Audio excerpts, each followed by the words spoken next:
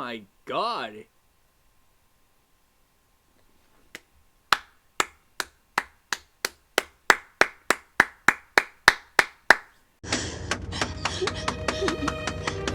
Magnificent! Magnificent! Magnificent! Okay. Red Sox, what do you got cooking here? Breaking, the Boston Red Sox are finalizing a trade to acquire left-hander Garret Crochet from the Chicago White Sox. And it looks like with the Red Sox going to the White Sox is Kyle Teal, Braden Montgomery, and 2 other prospects in return that are like lower level prospects. Wow. Okay, let's talk about this real quick. Because literally 24 hours ago, I was recording a video laughing at the Boston Red Sox about their free agency and everything else. This is a complete 180 in less than 24 hours. Now, let's just say this before we move on. The Red Sox, I'm clapping for them. Not fastly, but I'm giving claps. They finally went out and got a player that I know of and a player that is somewhat good. Alright? So you got to give them their props for that. I'm going to give them their props for the end of the day. But let's be very clear right now. Does this give them a pass with how they've treated free agency so far? Nope. My video from last night still stands. Because this is a trade, not a signing. If this was a signing, then huge claps, huge round of applause, maybe a standing ovation for them. But this is like the cheapest route that they could go in terms of this free agency and everything else. This is the cheapest route that they could go. We all knew this was a possibility for them getting Garret Crochet with a trade and everything else. We all knew this. And we're going to break down the trade, obviously. But this better not be the only move that the Red Sox make. If they want to actually be serious and be contenders for a championship, this better not be the only move. There better be like 3 or 4 moves lined up ready to go after this. But this move right here says something for sure. They definitely felt the pressure after last night. They definitely felt the pressure after the Yankees went out and got their guy in Max Fried. The Yankees snatched him away from the Red Sox. The Red Sox were the favorites to landing Max Fried. They got comfortable with the situation. They said, hey, we're the favorites. We don't have to offer him as much as the other teams because, like, we're viewed as the team that he's going to go to. And then they were significantly apart from other teams. And then it came back to Max Fried going to the Yankees. And they definitely felt that pressure last night. They definitely felt that pressure last night. Because the Garret Crochet option wasn't even a talk in the front office for the Red Sox until this morning. And rightfully so, right? After Max Fried got signed with the Yankees, it seemed like all hell was coming down at him. Red Sox Twitter was going after him. I was going after him. Even Red Seat Radio put out a negative video where he was smashing the desk and everything else like that. He was starting to crash out. You know you're doing something wrong when Red Seat Radio is about to crash out because he is the most optimistic Red Sox fan out there. But you know what? Round of applause. I gotta give the Red Sox credit where credit's due. I'm gonna be honest in every situation. I'm not gonna sit here, even though I hate the front office right now. I hate John Henry. I hate the team and everything else, right? I shouldn't say I hate the team, but you get what I'm saying. I hate how they've treated fans and players and everything else these last few years, where I can't get behind them. But I will always keep it 100. I like this. Yes. Get the confetti right now. I like this for the Red Sox. Except for one part. But we'll go into that. This is a high-risk move. Red Sox haven't had a high-risk move in forever, it seems like. You know, it's always these low-risk, high-reward moves. It's somebody that's coming off an injury where they're not as good as they used to be or whatever. So if they could get back to their old form, then great, so be it. But this move right here, he came off Tommy John, I believe. And he had a stellar year last year. But this is also a big risk because you're giving up 2 of your top prospects in your system. But here is the deal with Garret Crochet. Here is what he produced last year on the diamond, on the mound, for the Chicago White Sox. Last year, Garret Crochet had a 3.58 ERA, which in 32 games, that's a very good ERA. That is a very solid ERA, actually. He had a walks and hits per inning of 1.06. That's very good. That is very solid. A wins above replacement of 4.1, which is unbelievable for a starting pitcher. He was an all-star last year.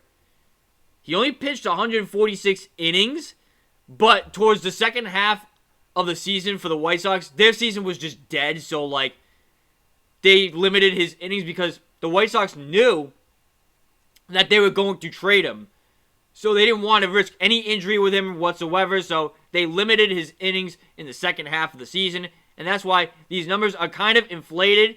Like, that 3.58 ERA could have easily been a sub-3. His walks and hits per innings could have been maybe even lower than a 1. Who the hell knows? So, and then also, let's put this into perspective too. It's the White Sox. It is the worst team in Major League Baseball. Embarrassing. So obviously, with these numbers here, he could have maybe done better on a team like the Red Sox last season. But let's go over the rest of the stats. He had an ERA plus of 115. He had a FIP, which FIP basically shows like what his ERA should have been. And that is at a 2.69. So he had a 3.58 ERA. But based off of what the team, the situation, and everything else for the season, right? The FIP stats basically saying that he should have had a 2.7 ERA. Roughly. It's a little bit lower, but like it's around the 2.7 ERA mark. That is good. That is ace quality. But there's one problem with Garret Crochet. And that is that this was the first year he's had a season like this. Can he produce this type of stats for the next 2 seasons and beyond? I don't know. Right now, it seems like Garret Crochet is overhyped, or if you want to use the term overrated, you can. I'm not going to argue you on that. That's how I would assess it. Right now, it seems like he's getting overrated. But let's see. I like the fact that they're taking the risk, they're taking the gamble. His potential is ace stuff. His potential is Cy Young stuff. He showed to you this year that he can be a Cy Young caliber pitcher. This isn't like Lucas Giolito, who was a Cy Young candidate and then just fell off the earth, and now you're taking a low-risk, high-reward move there. No. Crochet stats last year showed you what type of pitcher he can be in his prime. Can he do that on a consistent basis, year in and year out? That is the only question I have with Garret Crochet.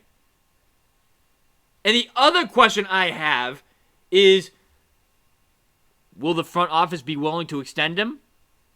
Will they be willing to dish out the money to Garret Crochet in 2 years?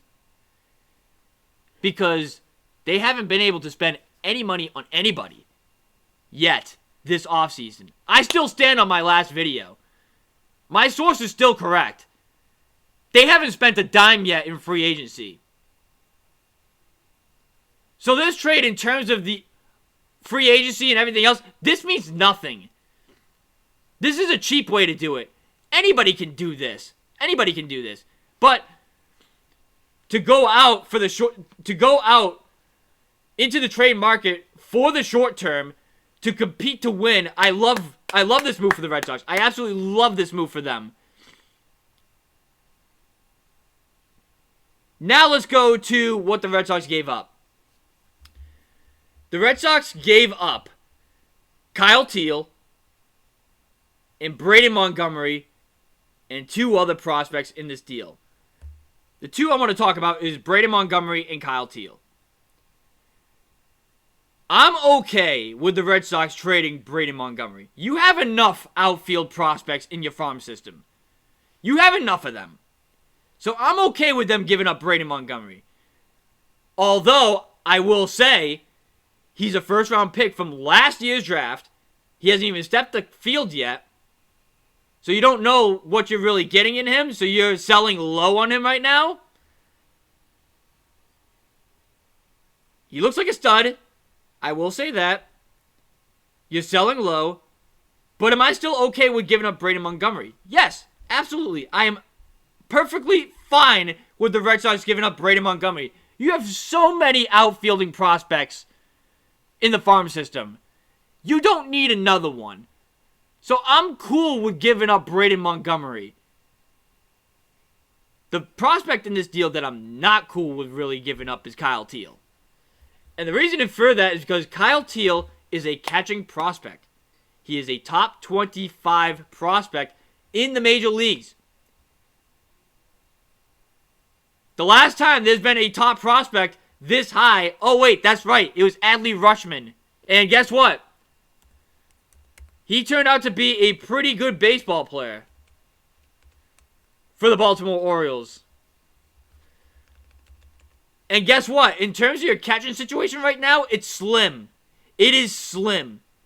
Are they going to make a move in free agency to maybe get a backup catcher to Connor Wong? We'll see. There has been some issues last year in terms of blocking pitches in the dirt or wild pitches or whatever, so on and so forth. This was going to be the year where Kyle Teal was going to come up. And this is why, I kind of don't like giving up Kyle Teal. He's 22 years old. He's one of the top prospects in baseball. He's a catcher, which is a position where you don't really have much of right now. Last year, he batted basically .300. He had a .299 batting average and an .852 OPS. The 11 home runs is not high, but in 84 games, that's okay. He drove for 60 RBIs. He had 20 doubles. The kid might be an all-star. I'll just say he might be an all-star. Oh, wait a minute. My bad. I read between Portland and I read between Worcester. Okay, so last year in total in Double-A and Single-A. This is the stat I'm looking for. He hit .288 with a .386 on-base percentage, a slugging percentage of .433, an OPS of .819. He had 13 home runs, 78 RBI, 123 hits, 23 doubles, in 112 games total. I think you still get the point of what I'm trying to say here and everything else. The kid is going to be an all-star at some point. I think the kid's going to be an all-star potential player at some point. Sometimes the catchers are a little bit iffy in terms of the prospects. But Kyle Teal is going to be in your Major League roster next season. Next season was going to be the year that you were going to give them the chance on the diamond. You might be giving up on him too early here. But, I mean, you had to give up something to get Crochet. Do I wish it was Wilyer Abreu? I kind of wish they gave up Willier, because then it would open up a slot in the outfield, and you could go out and plug in like Teoscar Hernandez or Anthony Santander or someone like that. That would have opened the door for you to make a move in free agency for one of those guys, and I really wanted either Anthony Santander or Teoscar Hernandez. I wanted one of those two. There's still a chance that one of those two could still wind up on this team, because there's rumors still right now that the Red Sox are talking with the Seattle Mariners for pitching also. I would love it if they get Logan Gilbert or George Kirby. I would love it if they could get one of those two people. A lot of people are saying Luis Castillo, which I get that. You wouldn't have to give up too much for Luis Castillo, but I don't know really how to feel about that. He's the older of the three. I would much rather prefer George Kirby or Logan Gilbert. If they can get one of those two guys, then I'm okay with them not really getting Corbin Burnes. Here's my bottom line. Here's my perfect scenario for the Red Sox going forward after this. You go and get Corbin Burnes. If they get George Kirby or Logan Gilbert, okay, that's cool too. But you need to spend some money. You said at the end of the season that you were willing to do whatever it takes to get this team into a good situation to get 90-plus wins.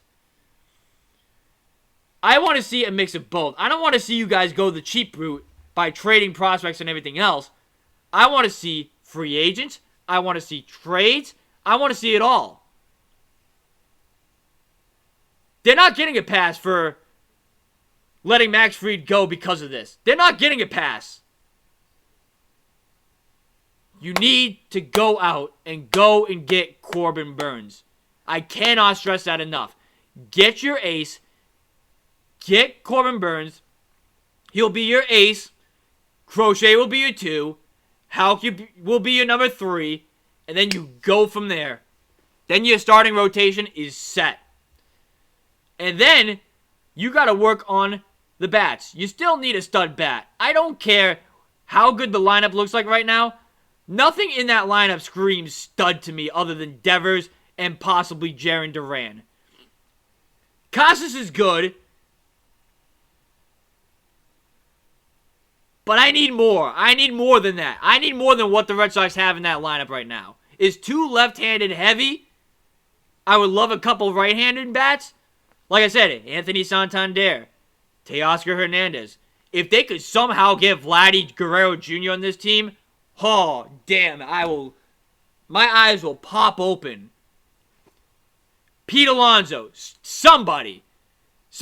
There's still a lot of work to do for this Red Sox team, but I am sitting here on this video here, giving them a round of applause for this trade. It's a small, quiet clap, because they still have a lot of work to do, and they still don't get a pass from free agency. I'm still going to react to Red Seat Radio's video in terms of the free agency, because I think his video there still remains valid. He said it got outdated quickly today, but I disagree. I still think that is well in the cards, because the Red Sox still haven't spent a dime this free agency. Well, actually, I lied. They announced that they signed Aroldis Chapman, but come on. That's another low-risk, high-reward move. Let's be real. So, small claps for the Red Sox right now.